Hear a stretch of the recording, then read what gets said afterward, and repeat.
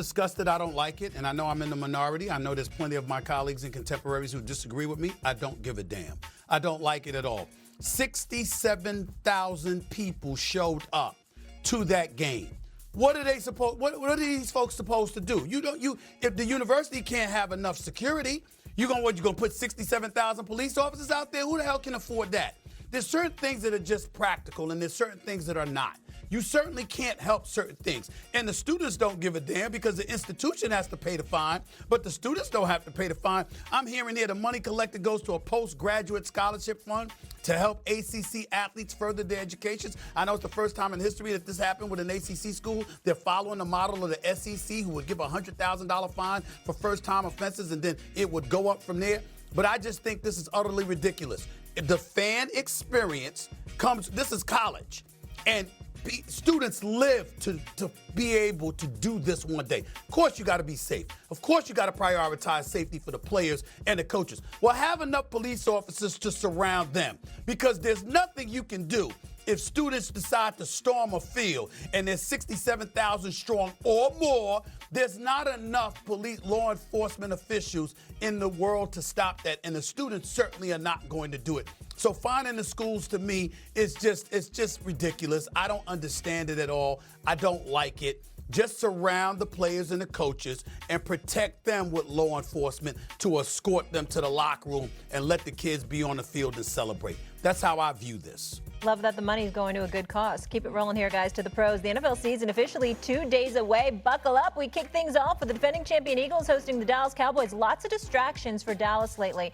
And now Micah is a Packer. So, J-Mike, you were obviously on the Pats when Tom Brady left, so you have experience with this type of thing. What's going on? What are the conversations in that Cowboys locker room? It was a process when Tom left, and it's almost like when you have that longtime girlfriend and she walks out the door.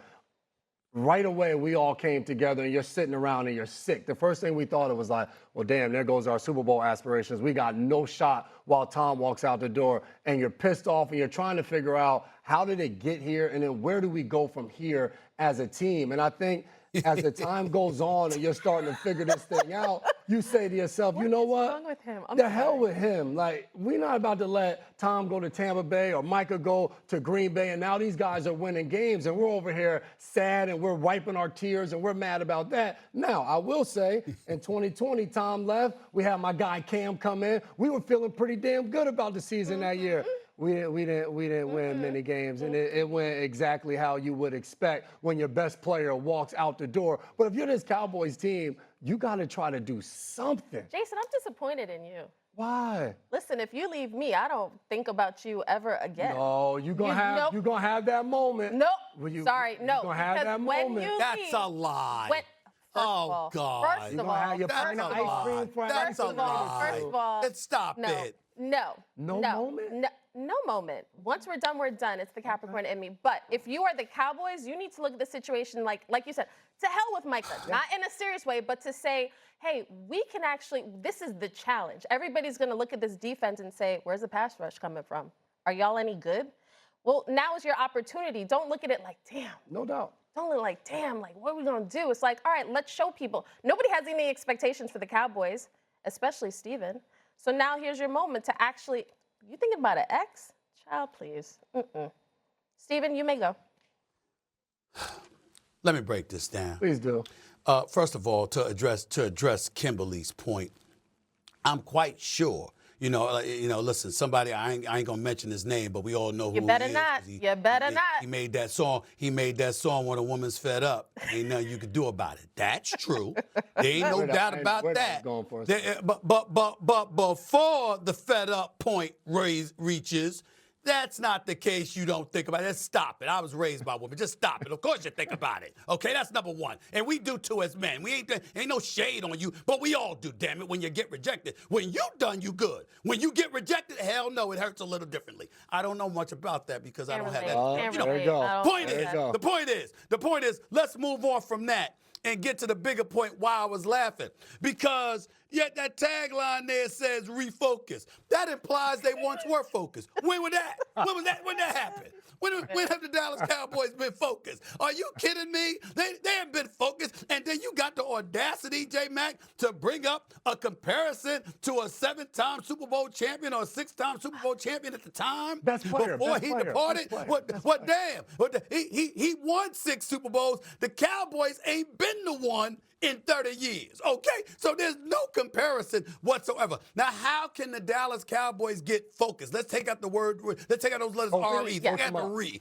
How can they get focused? They have no choice. You got to go out on the field and play, and you get focused by focusing on what Jerry spent money on. That's your quarterback. That's a $60 million man that's supposed to come through for you. That's got 2 playoff victories entering his 10th year. He got something to prove. And oh, by the way, if I'm Jerry, I'm like, yo, I gave you CeeDee Lamb, all right? I gave you George Pickens. You know he's entering a contract year. What's up? You know, you got the weapons now. No excuse there. Handle your business. That's how you get focused, by literally focusing on where the money resides. Where the money resides, okay? That's what you do. That's what you do. You focus on where you're spending the most money, and you look at them brothers and you say, yo, what you gonna do? Yo, Dak, you getting $60 million. Yo, CD, man, I got $136 million. I mean, I need you to show me. That's all. That's all you can do. And that's what I fully expect him to do. We've talked so much about Micah Parsons and the Cowboys defense. We've not mentioned the Eagles lost a cornerback in Darius Slay, while the Cowboys have added a number 2 receiver in George Pickens. So to Stephen A's point, now you got CeeDee Lamb and George Pickens on the outside and a question mark for the Eagles at the cornerback starting opposite Quinyon Mitchell. That's an opportunity for this Cowboys team, who the offense, they haven't had any mess-ups or distractions. They've been rolling since Dak Prescott's been healthy all offseason. There's no excuse for them not to go rolling out there where? And be able. They've rolling where? That's what we're doing? Let me finish. Rolling to the practice facility? That's all I'm saying. Rolling to the star? They all been That's out what there. we're doing? That's all I'm saying. I didn't say rolling down. I was there victories too. and none of What that mean?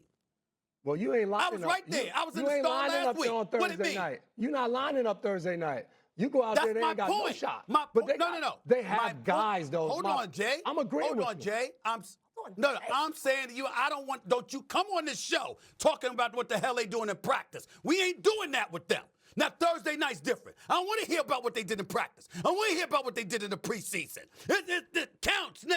This is when it counts. Don't let them off the hook. Now, show the hell up. I don't give a damn what they did at the Star. I could care less. I showed up there. What you going to do at Lincoln Financial Field on Thursday night? Well, that's the story.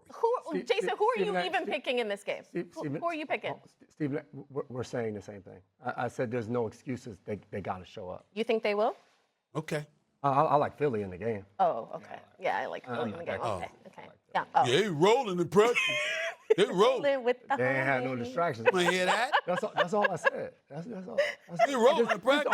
This the argument. Okay, This the argument I get in at home. Me and my wife saying the same thing, but she just want to yell at me. Stephen A. just want to yell at me. Sometimes people just need to vent. But we all agree that we're picking Philly on Thursday. Coming up, after trading